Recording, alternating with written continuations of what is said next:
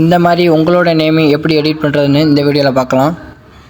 நம்ம வீடியோ பார்க்குறவங்க புதுசாக யாரும் பார்த்தீங்கன்னா சப்ஸ்கிரைப் பண்ணாங்க, சப்ஸ்கிரைப் பண்ணிக்கோங்க. வாங்க வீடியோக்குள்ளே போகலாம். ஃபஸ்ட்டு உங்களுடைய குரோம் ப்ரௌசரை ஓப்பன் பண்ணிக்கோங்க.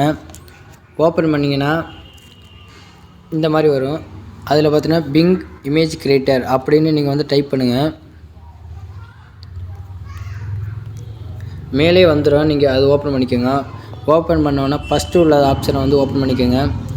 ஓப்பன் பண்ணோன்னா இந்த மாதிரி வரும். இந்த இடத்துல பார்த்தீங்கன்னா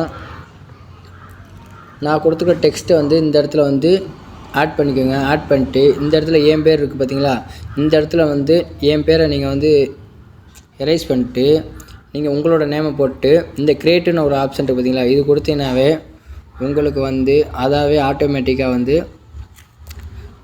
ரெடி பண்ணி கொடுத்துரும். இதோட டெக்ஸ்ட்டு பார்த்தீங்கன்னா நம்ம டிஸ்கிரிப்ஷனில் கொடுத்துருக்கேன், அதை வந்து நீங்கள் காப்பி பண்ணிக்கோங்க.